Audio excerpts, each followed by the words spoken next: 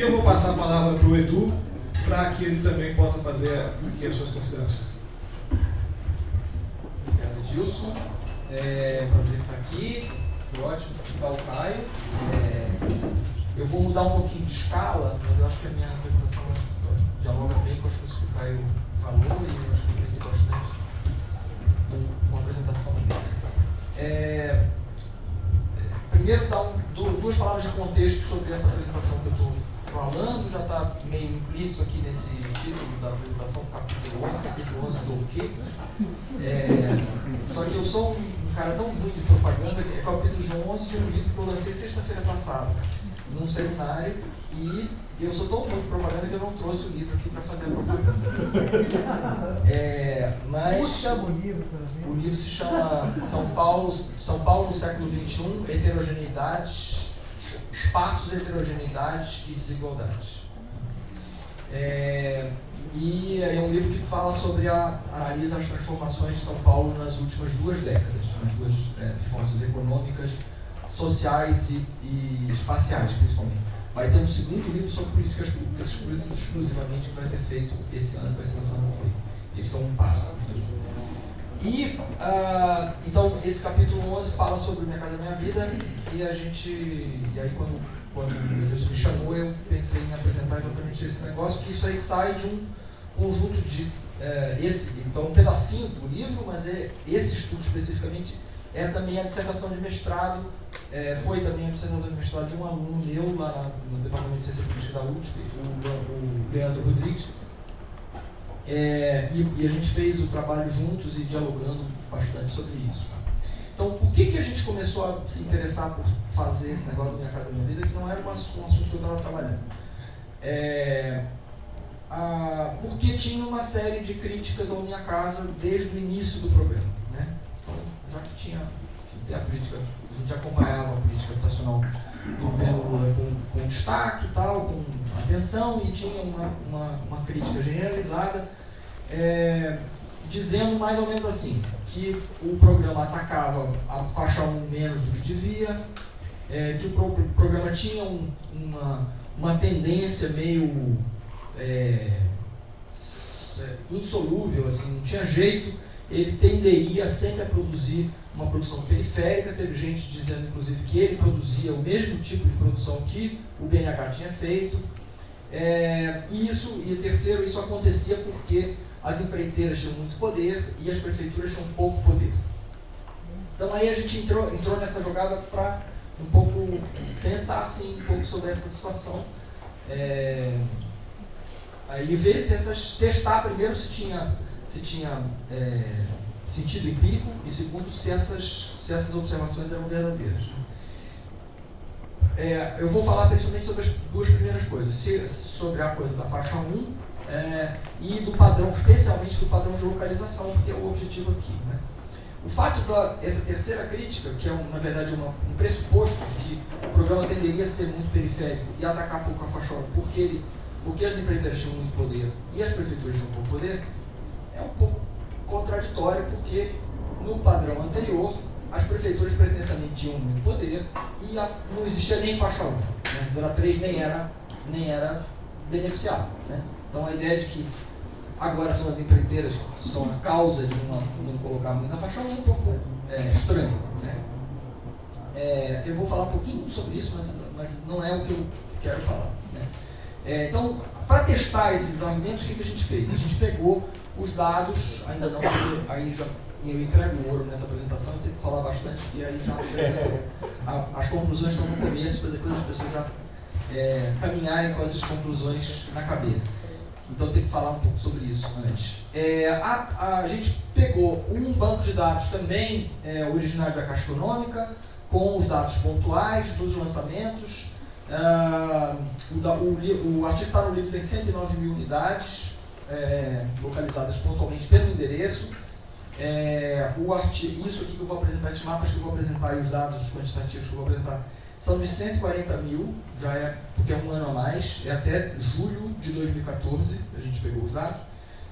E a ideia era assim: primeiro falar alguma coisa sobre o déficit, sobre o quanto tinha atacado o déficit, se a faixa 1, faixa 2, faixa 3, mas principalmente falar sobre a localização. E aí a ideia era assim, as críticas existentes, a maior parte dos trabalhos existentes partia de uma dimensão, e tem trabalhos sobre um monte de cidades brasileiras, sobre Fortaleza, sobre Goiânia, sobre Belo Horizonte, sobre o Rio de Janeiro, pelo menos, que olhavam para a distribuição dos conjuntos e das unidades visualmente no mapa e diziam, é periférico. Né? E a gente tinha eu tinha um desconforto com isso, porque, primeiro, porque a gente, dada a estrutura da política habitacional e dado o custo dos terrenos nas grandes regiões metropolitanas, não vai ter conjunto de habitação popular na vida paulista, certo? Então a questão é se o periférico do conjunto construído é mais periférico do que algum tipo de padrão que a gente analise, que é um pouco essa coisa que o Caio estava falando antes da cidade que já chegou. Então o nosso exercício foi assim, criar alguns critérios para saber se é mais periférico do que a produção habitacional pública prévia, por exemplo, o CDHU Ecoab. Ou se as características dos lugares onde os conjuntos estão sendo feitos são sem infraestrutura, ou se os moradores que estão morando lá são moradores mais pobres, então na verdade você está botando os caras mais longe ainda do que o conteúdo social deles na periferia. Tá? E a análise é uma análise de macro-segregação, não é uma análise tipo a do Caio, é muito legal ter esse tipo de análise. Eu talvez não soubesse fazer, mas eu adorei, quero depois as referências para ver e ler o trabalho e tal. Mas o nosso negócio é muito mais de avião, assim, olhando satélite, olhando o padrão geral da cidade, do que olhar especificamente lá na cidade de Tiradentes, aquele conjunto, como é que está em relação ao supermercado e tal. Eu estou falando sobre macro-segregação. Tá. Por favor. Tá. Então, o que é o nosso negócio? Quais são basicamente, o que a gente achou? O programa promoveu um grande volume de lançamentos, 108 mil unidades até julho de 2013 e 140 mil até julho de 2014, então é bastante unidade habitacional. E a proporção do déficit solucionado na faixa 1 é pequena, 20% só da faixa 1, do déficit da faixa 1 foi atendido teoricamente pela... Há um grande debate sobre isso, porque a gente sabe que existe, como a faixa, o Minha Casa na verdade são dois programas, ele tem vários, né? Entidades é um outro tipo de programa lá dentro, mas tem dois grandes programas lá dentro, em termos de volume, o faixa 1 e o faixa 2 e 3, eles funcionam com lógicas muito diferentes, e o faixa 1 basicamente a pessoa tem muitas diferenças, uma é que tem muito subsídio, mas além de ter muito subsídio, a pessoa não escolhe a localização que ela vai ficar. Então essa situação aí que o Caio estava falando sobre entidades é uma coisa muito possível para a pessoa que está sendo atendida no faixa 1 em geral, que o cara pode ser empurrado na fila lá, ele pode ser empurrado para um conjunto muito longe de onde mora todo mundo que faz parte da rede de relações dele, o emprego dele, a escola das crianças, não sei lá, e vai ter que mudar para muito longe. Então as pessoas forçam para entrar na faixa 2, mesmo que aquelas pessoas que podem, que estão ali no limiar, isso há informações então, que sugerem que muita gente força para entrar na faixa 2. Então a gente não sabe exatamente essa coisa assim. Foi 20%, só que a gente não sabe quanto tem o que na coisa de políticas públicas chama vazamento. Quanto vazou para a faixa da frente, só que era na verdade do faixa 1 e talvez seja 25, 30, alguma coisa assim. Mas certamente não é 70. Tá? Segunda observação, meio óbvia, localização dos conjuntos é periférica, certo? A gente sabe disso, né? Entretanto, pode-se dizer que, isso aí eu vou mostrar isso, desse grau 3, pode-se dizer que a localização da Minha Casa é menos periférica do que a produção pública prévia. E a ideia de que, o Minha Casa é o novo BNH, está errado. A faixa 1 é tão periférica quanto o CDHU e a Coab, só que, em média, né, na média dos conjuntos, só que o CDHU e a Coab não atendiam faixa 1, prioritariamente. Eles atendiam uma faixa que, comparando, é faixa 2 e 3. E a faixa 2 e 3 são bem menos periféricas do que a faixa 1 e bem menos periféricas do que o CDHU e a Coab. Portanto, comparativamente, ele é menos periférico do que a produção prévia. Tá? Vamos lá ver as comprovações disso. Isso é um pouco a dinâmica do déficit habitacional no Brasil pelas faixas. A gente vê que tem uma grande concentração do déficit na faixa 1, certo? Todo mundo sabe disso. derrubar. Vou derrubar esses copos todos. A maior parte do déficit está na faixa 1, tá certo? E em todas as faixas o déficit está caindo teoricamente. Tem aquele elemento que eu falei antes do vazamento, mas todo déficit está caindo ao longo do tempo. Isso é um efeito do Minha Casa, e esse efeito do Minha Casa tem um contra-efeito do próprio Minha Casa, porque no déficit, do jeito que ele é calculado, tem uma parte do déficit que é a expectativa de poder ter a casa. E a expectativa de poder ter a casa é proporcional à existência de algum programa público que oferece casa. Se a gente tivesse naquele marasmo dos anos 80, estava todo mundo morando de favor na casa do cunhado, e se o entrevistador perguntasse, você vai querer morar numa casa sua no ano que vem? Não. Só que o cara estava numa situação... Só que quando aparece, então tem um efeito assim, que é quando aparece um programa público massivo, as pessoas dizem, opa, eu também quero, certo? Então tem um efeito aí que também, esse negócio do déficit a gente tem que olhar, é uma informação importante, mas a gente não pode olhar como uma coisa muito objetiva, assim, que você tem que interpretar ele. E o Minha Casa, o efeito do Minha Casa é importante na faixa 1, mas é muito mais importante na faixa 2 e 3 para o tamanho do problema, digamos assim, tá? A quantidade aqui é muito maior, mas ele é ali, o problema aqui está muito mais resolvido do que, por favor. No caso São Paulo, a gente pode ver lá naquela última coluna, isso aqui são todos os estados do Sudeste, na última coluna, faixa 1 é 20%, faixa 2 é 64%, faixa 3 é 33%. E aqui as localizações. Isso aqui é a faixa 1. Clique, por favor. Faixa 2. Clique de novo, faixa 3. Agora você puder andar para trás, para ver o filminho. Tá. Faixa 1, então, é muito mais concentrada perifericamente, certo? Tem alguns... E se a gente olhasse, pudesse fazer... Pode fazer, mas não está nesse mapa. Se a gente pudesse fazer o tamanho da bola ser proporcional à quantidade de unidades, a gente ia ver que tem alguns lugares como aquele Cajamar lá, alguns em Mauá aqui e tal, que aparecem como uma bolinha, mas na verdade é uma quantidade de unidades muito grande. Tá? Então a gente tem uma concentração aí nas áreas periféricas e tem 2 lançamentos no centro de São Paulo. Histórico, velho. Tá? Isso é a faixa 2, por favor. Isso é a faixa 3. Tá? Agora, só que se a gente partir, como eu disse, simplesmente dessa observação visual, a gente tem uma informação muito, assim, não tem muito parâmetro, certo? Para saber, por exemplo, diferenciar a 2 da 3. Ou mesmo saber se a 1, o quão periférico ela é e como é que ela é. Então a gente pode calcular, aí o que a gente fez foi o seguinte, a gente calculou as distâncias dos conjuntos, cada conjunto, a certas coisas. A coisa mais óbvia é você criar um centro da cidade, tipo centro-periferia, como o Caio sugeriu, né? Que é uma coisa das antigas, né? Uma coisa lá do modelo que a gente tem de cidade, lá nos anos 70. Quando só tinha equipamentos aqui do lado, na parte interna, e o resto tudo era na tal da São Paulo da Vejinha, e o resto era tudo precariedade. Tá? Então, qual é a distância do empreendimento, do conjunto à Praça da Sé? Mas a gente sabe que tem um monte de subcentralidades hoje. Então a gente criou uma segunda informação, que é, criamos várias centralidades. O centro de Itaquera, o centro de São Miguel, o centro de Guarulhos, o centro de Osasco, o centro de, Santo André. Temos 9 centros na região metropolitana, e aí calculamos de novo a distância de cada conjunto ao centro, a centralidade mais próxima. Aí calculamos até a estação do metrô mais próxima, até a estação da CPTM mais próxima, até o hospital mais próximo, até a escola mais próxima. Tem mais uma informação que eu não estou lembrando. Pode passar, por favor. E são essas informações que eu vou passar aqui. Tá? Então, o que a gente pode olhar aqui?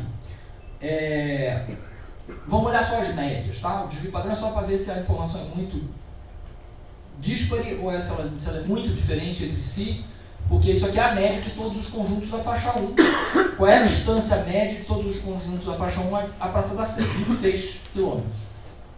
28 quilômetros até uma centralidade dos negócios, assim, da cidade, do emprego, formal, melhor pago e tal, que é calculando em relação a Berrini, e qual é a distância em relação à centralidade mais próxima. Então a gente pode ver faixa 1, faixa 2, faixa 3, Coab e CDHU. Tá?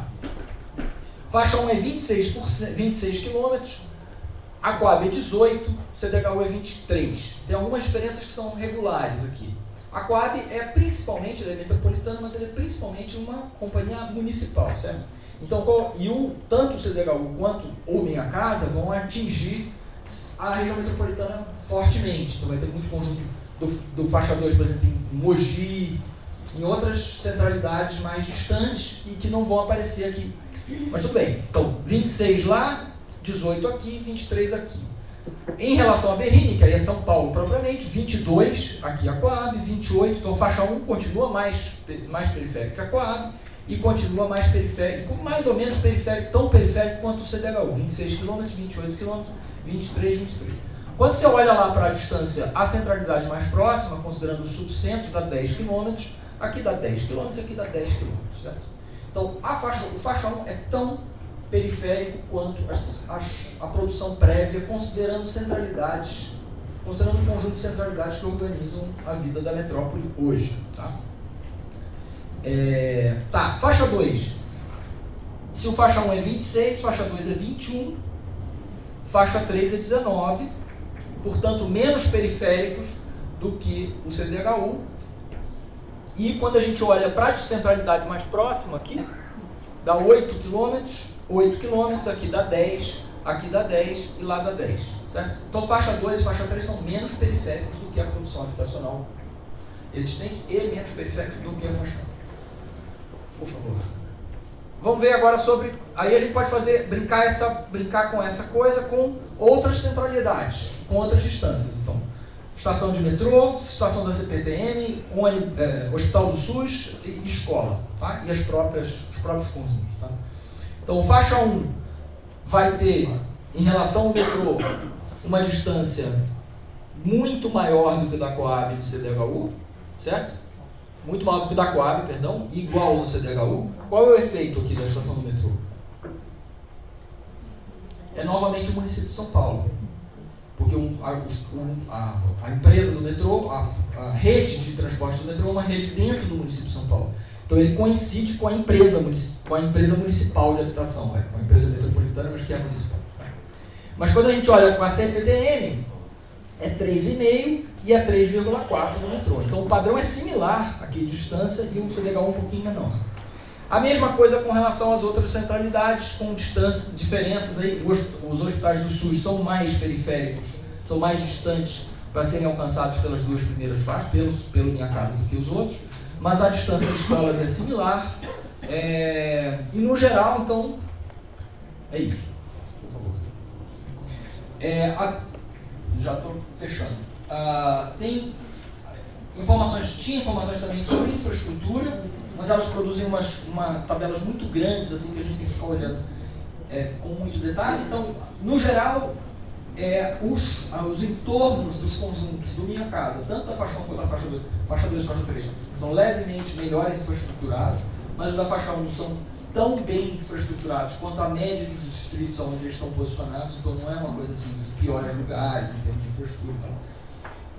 E a renda esperada, mas aí a gente tem que dar uma chutada a partir da faixa do próprio conjunto, né? Porque a gente não sabe qual é a renda das pessoas que vão morar lá, mas a renda esperada das pessoas que vão morar lá é mais ou menos similar do que a renda dos bairros onde eles estão inseridos, né? Varia um pouco para cima e para baixo, mas varia tipo 10, 15% em relação à renda que o censo diz para aquele setor censitário. Então a tendência é que seja... Então, resumo da ópera. O faixa 1 é tão periférico quanto a produção habitacional prévia, e portanto, e o faixa 2 e o faixa 3 são menos periféricos, e a nossa interpretação é que tanto CDHU quanto Coab focaram principalmente nas faixas 2 e 3, então comparativamente o Minha Casa é menos periférico que os outros. Tem um efeito que é muito difícil de medir, mas que é um efeito um efeito importante, que tem a ver com uma coisa que o cara falou. E a gente está comparando aqui, o nosso padrão de comparação é um padrão difícil para o Minha Casa. Por quê? Porque a gente está comparando com um conjunto, com a cidade de Tiradentes, por exemplo, e quando a Coab fez a cidade de Tiradentes, não tinha absolutamente nada na cidade de Tiradentes, certo?